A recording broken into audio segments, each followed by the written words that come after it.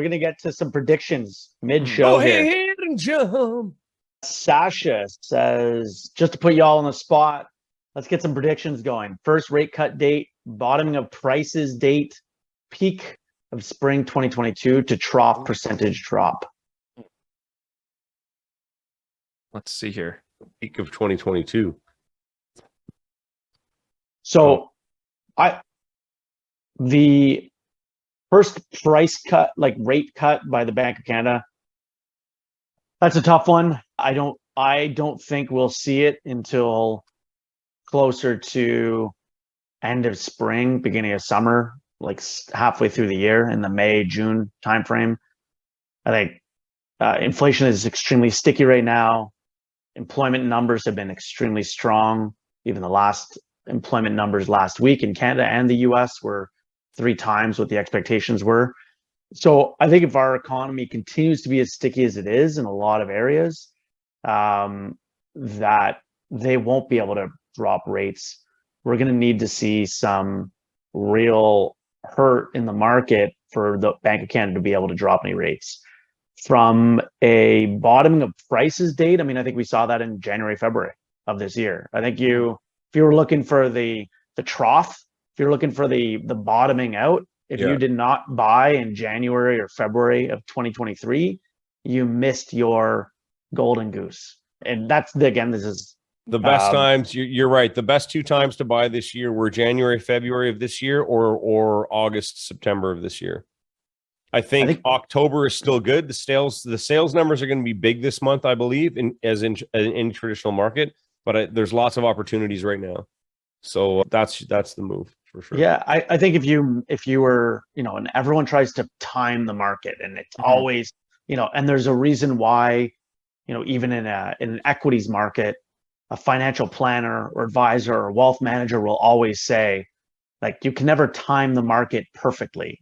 That's why they always advise to just invest constantly, like put a little bit in, because you got the dollar cost averaging going through. This is obviously different, but there's a reason, because it's next to impossible to time the exact bottom, and you end up missing out, and then you never really get in, or you miss that timing. Same as on the real estate market. Some people might have, some people will have hit it. Some people possibly purposefully.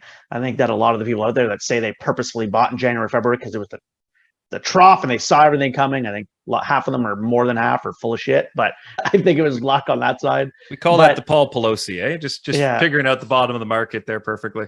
Yeah, I think that's the trough. So, and I mean, I remember several months ago, I think, Greg, you had the numbers, the month-over-month numbers showing us bounce right back up. I think it was June or something like that.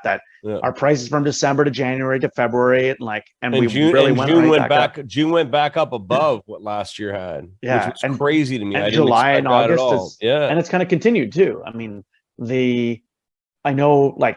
number of sales were down, like number of units sold, but prices were still up last month even. And let's not forget, this is in a year where every possible party involved outside of home buyers, realtors, and sellers is trying to slow the market. Like, everything is trying, like, they're putting spikes on the road, they're throwing mud on the street, like they're trying to slow the market as much as they can. And it's still been fairly resilient. So I think, like you said, Dave, from my predictions, I agree. I think we're probably looking at, I was obviously being a little funny earlier, saying rates are going to drop this month. I would say probably, yes. I'd say September 4th. I'm looking at the dates for next year. It's, January, March, April, June, July, September, October, December. So 8 announcements. I'm going to say probably not till the 5th or 6th. So July 24th, September. I think you're probably in that range, Dave. Like mid-year.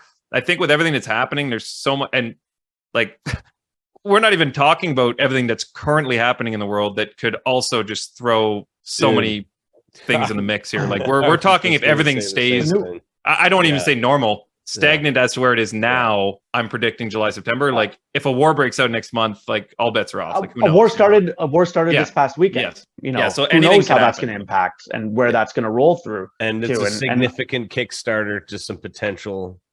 Not to globally.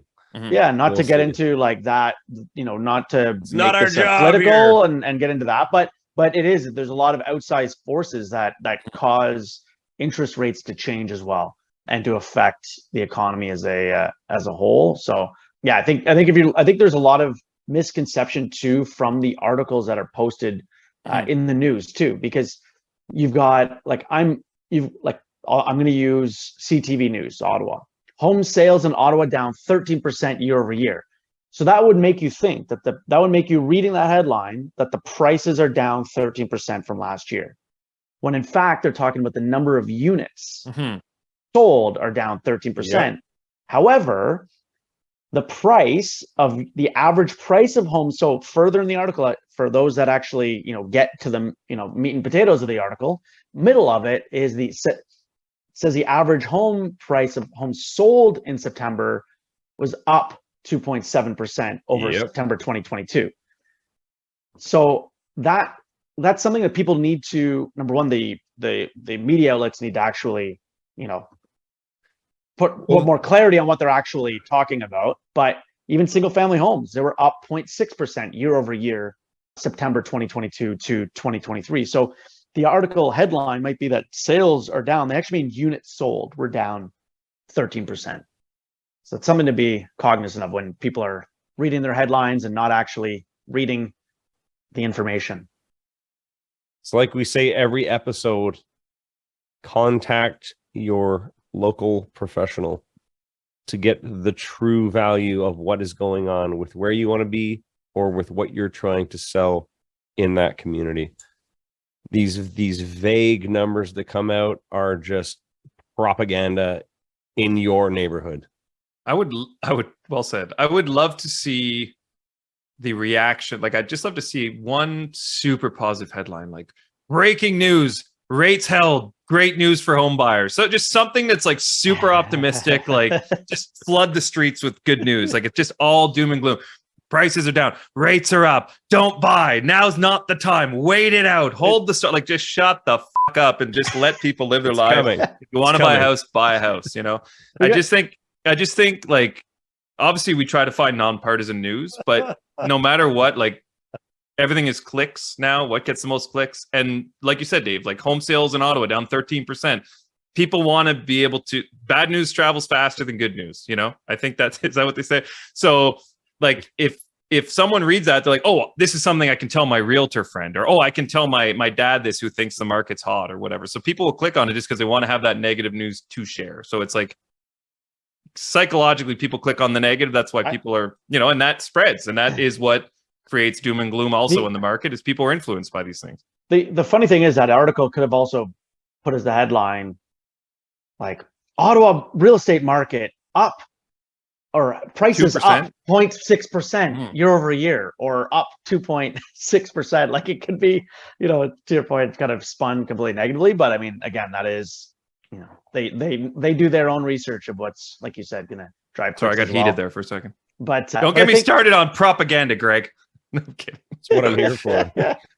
I think all that really, Reggae is just, don't just read headlines, read into the information more, get educated, and speak to those that are educated and not just headline readers. You know what I like? I like that. I'm just looking at the comments here, that is Ottawa a buyer's market? 83% said yes, 16% said no. That's really cool. And I want to try to understand which price point the people that said yes versus the people know are shopping at. Mm-hmm. Because it's vague, like the propaganda we speak of. Mm-hmm. Right? Thanks for tuning in, everyone. We hope you enjoyed today's episode. Please remember to like, share, comment, and subscribe, because we'd really like that.